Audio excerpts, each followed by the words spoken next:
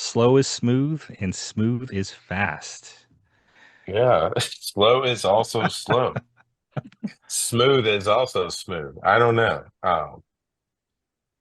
Yeah, I think, this was uh, kind of a cue that was said back in the day where you would try to get guys to not be anxious on the range, try to Mhm. get them to not want to do things that they're not comfortable at doing, right? Yeah, and the whole intent was to slow them down, but it was to slow them down for safety, right? It's just like how the NRA teaches, right? Safety paralyzes shooting, right? It paralyzes law enforcement training.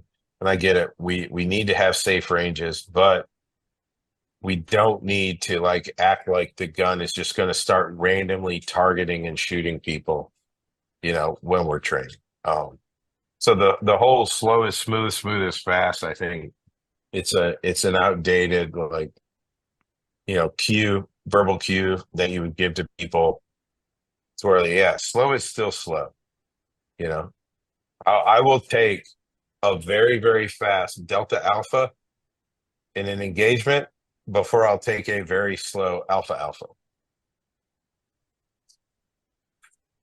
Nice. Yeah, absolutely agree with that. And generally consensus is if you talk to any of the better instructors out there that is slowness is not the goal. It may be a symptom of, getting more focus, better sight alignment on target. But slowness is not the goal. And I definitely agree with that.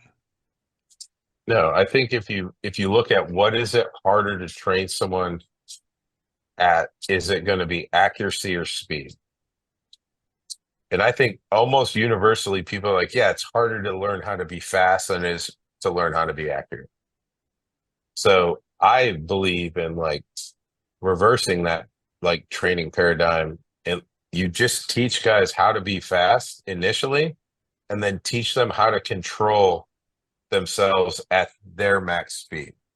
Right. And as they get better and they get more comfortable in terms of time behind the gun and foundational skills, their speed increases.